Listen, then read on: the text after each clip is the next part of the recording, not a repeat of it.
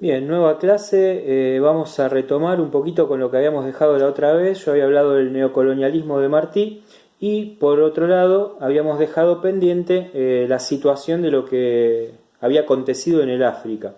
Para contextualizar esto vamos a proponer distintas miradas que son para tener en cuenta en lo sucesivo a la hora de realizar una evaluación sobre todo del contenido que respecta al continente africano, ¿no? Mientras que recuerdo que todo lo que tiene que ver con este contexto mundial está dentro del marco de lo que nosotros realizamos la construcción en cuanto a el Estado conservador en la Argentina, ¿no? Cuando periodizamos imperialismo, es decir, el imperialismo como un término que viene de años y años, ¿no? La expansión imperial romana, en su momento en la historia antigua también el imperio griego, etcétera. Bueno, ya se hablaba, ya desde la historia hablamos de lo que era un imperio. Pero el término imperialismo, como ese constructo de reparto de lo que fueron los continentes, por ejemplo, el caso africano, o bien de la expansión económica, a la cual Martí va a hablar de el neocolonialismo, una nueva manera de colonizar espacios geográficos en cuanto a regiones económicas hablando, y puntualizamos el caso Cuba, con la representatividad que cobró la isla de Cuba durante tantos años. Estamos hablando de una manera de dominar, ¿no? En cuanto al concepto imperialismo. Y lo enmarcamos en esa periodización que va de 1875 a 1914 con la Primera Guerra Mundial, el inicio de la Primera Guerra Mundial. ¿Y por qué decíamos, bueno, contextualizamos esto según una periodización que hace Eric Hobsbawm? Y yo lo marcaba dentro de esta situación. El mundo, en este reparto geográfico, en este reparto global, con esas doctrinas, por ejemplo, la doctrina Monroe, la doctrina del garrote, que tienen una soberanía sobre América, se está armando una olla, que yo dije la otra vez, es una olla, un hervidero, una ebullición que en algún momento va a explotar, ¿sí? ¿Vieron como cuando ponen el agua a hervir y le ponen la tapa arriba y en un momento el vapor saca la tapa, cae el agua? Bueno, eso pasó en este reparto del mundo, ¿no? Llega un momento que los imperios se apropian tanto de las distintas regiones que en algún momento empiezan a chocar entre ellos y se quieren repartir las migajas, pero se dan cuenta que hay una ola nacionalista también que va a conllevar a que esos grandes dominios cuenten con sendos enfrentamientos. Por ejemplo, Alemania se estaba transformando, o se había transformado, mejor dicho ya, en un imperio industrial enormemente interesante. Y por caso lo sucedido también con su sociedad, ¿no? Y en cuanto al reparto de Siberia, de lo que va a ser Siberia, ahí empieza a surgir un entrevero de lo que va a ser esta explosión final. Pero para no irnos tanto de tema, vamos a retomar las distintas miradas. Sabemos que el mundo, como decíamos, se está dividiendo en imperios. Y Estados Unidos está ejerciendo una fuerza hegemónica en América. Mientras que, por ejemplo, el Imperio Británico se va a apropiar de las tierras de la India, ¿sí? Para poder incluso solventar sus desidias económicas. Y de esa manera entiende que la colonización pasa a ser parte de una necesidad empresarial, proponiendo empresas colonizadoras que se encarguen de administrar esa explotación de los recursos naturales. Y habíamos dicho, por ejemplo, del África, que era un recurso diamantífero bastante importante en cuanto a diamantes, ¿no? Entonces, bueno, el marfil, no hay que olvidarse. Bueno, hay una serie de cosas de las cuales los imperios se empiezan a apropiar para solventar sus propios avances económicos. Voces enfrentadas sobre el colonialismo. El colonialismo, fenómeno de enormes magnitudes, generó diferentes puntos de vista y opiniones. ¿Civilización o barbarie? Para llevar adelante esta tarea de civilización estamos realizando lo que creo es nuestra misión nacional y estamos encontrando un enfoque más ajustado para el ejercicio de aquellas facultades y cualidades que han hecho de nosotros una raza de gobernantes. Con una nación bárbara, la paz es condición excepcional. En los confines entre la civilización y la barbarie, la guerra es generalmente normal. A la larga, el hombre civilizado encuentra que no puede conservar la paz más que subyugando a su vecino bárbaro. Esto lo dice Joseph Chamberlain, influyente político y empresario británico. Hay una doble lectura, ¿no? Influyente político, también empresario británico, que entiende que hay que subyugar, hay que dominar a los bárbaros porque ya ellos viven en guerras. Pero son sus guerras, ¿sí?, las que están llevando adelante. Un poco es repetir la historia de dominación que sufrió América durante tanto tiempo, ¿no? Una América que no le pertenecía al europeo, que le pertenecía a los pueblos originarios. Entonces decían, bueno, pero como estos son bárbaros y están desnudos, hay que ayudarlos a que se eduquen y a que sean humanos, tomando también la palabra de la Biblia. Entonces se los evangelizaba incluso de forma violenta, que no es lo mismo que convencerlos de una ideología. Entonces ahí se pretende repetir un error bastante parecido, ¿no? Que parece que las grandes potencias les da vuelta la idea en la cabecita sobradamente. Estos pueblos africanos son muy difíciles de manejar, no tienen idea de los deseos y las complejas necesidades que constituyen lo que nosotros llamamos civilización. Y es asumir una gran responsabilidad, sacarlos gratuitamente del estado de barbarie en el cual viven satisfechos y dichosos. Eso lo dice el diario The Times en 1877.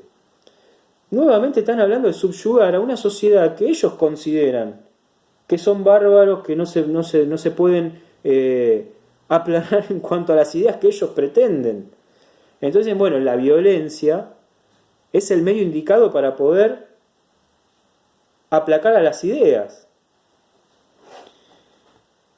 Si se analizan en efecto los elementos que comporta lo que se denomina nuestra política de educación, se aprecia la interpretación esencialmente utilitaria de cada uno de ellos.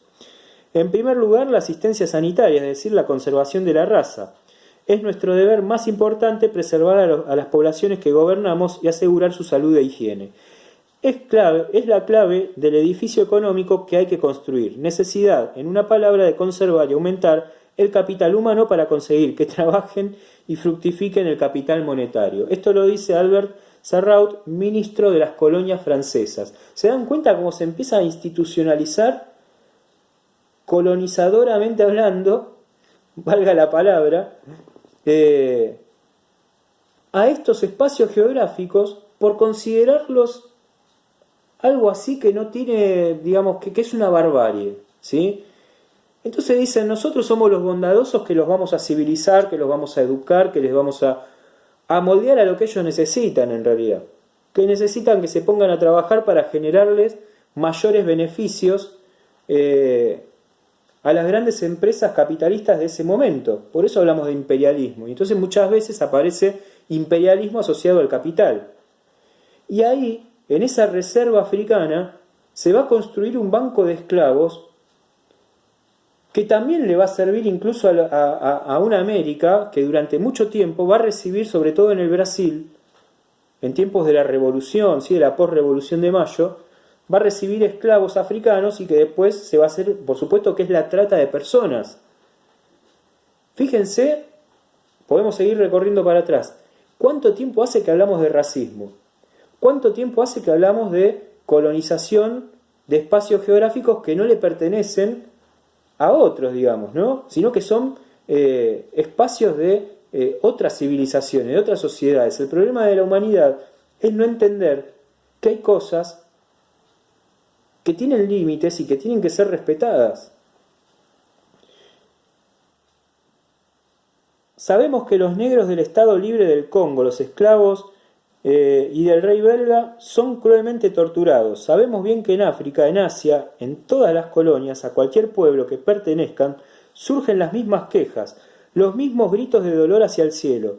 Ya hace 4 siglos que las naciones cristianas disputan entre sí para exterminar a las razas roja, amarilla y negra. Es lo que se llama la civilización moderna. Los blancos solo se comunican con los negros o los amarillos para someterlos y masacrarlos. Los pueblos que llamamos bárbaros no nos conocen hasta ahora más que por nuestros crímenes. Anatole France, discurso pronunciado en el mitin de protesta contra la Francia colonial en 1906. Es decir, que no existía un grito de protesta, y esa palabra que yo dije, esta es la palabra que más me gusta, resistencia, sino que sí que existía. El tema es que estaba invisibilizado ante el mundo por ese fuerte dominio imperial que se daba a lo largo y a lo ancho del planeta. Porque si bien América se queda exenta de esta forma de imperialismo, no se queda exenta de lo que indicaba Martí, ese neocolonialismo que se le viene a imponer a América, desde una fuerza de dominación económica. Entonces, geopolíticamente hablando, el mundo, ¿sí?, en ese constructo final, hace prevalecer, o mejor dicho, las potencias del mundo hacen prevalecer sobre el globo una discusión que aún es actual, que se trata del reparto de lo geográfico, del reparto de lo económico y de la consideración de la persona. Y ahí va lo simbólico. La construcción que durante tanto tiempo se formuló en ese estado conservador hasta la actualidad, hablando ya estrictamente de la Argentina, es la concepción de un mundo, de un país que miraba para allá, que como digo siempre Sarmiento hablaba de ese capitalismo responsable, no solo Sarmiento, Alfredo Palacios, una serie de pensadores de esa época que miraban de reojo lo que estaba pasando allá también. Lo que estaba pasando allá entonces, tratando de alguna manera de moldear a una Argentina en ese tono. El capital que va a entrar a la Argentina no es el capital de potencias bondadosas que solamente están pensando en contribuir a la causa del progreso y el orden. Son los capitales que estaban pensando en dominar el mundo y que van a chocar en la Primera Guerra Mundial.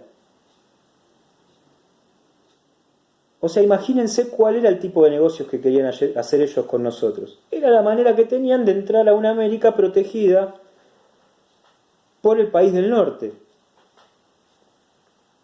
Entonces, como América para los americanos, bueno, ingresamos con los capitales. Y ahí se produce, por ejemplo, una guerra del Paraguay, que Inglaterra no entendía cómo Paraguay, ese país chiquitito, podía crecer industrialmente hacia adentro sin tener que mirar hacia el costado. Bueno, espero que haya quedado claro más o menos cómo se armó la Argentina de ese momento en el contexto mundial. Que por supuesto ya analizamos las cosas que fueron pasando en la Argentina, ¿no? Desde la educación, desde las políticas de institucionalización del Estado, la campaña del desierto, hemos hablado inmensidad de cosas. En el mundo estaba pasando esto, mientras yo relataba todo eso, bueno, en el mundo estaba pasando esto. Es como para ir cerrando conceptos. Un abrazo.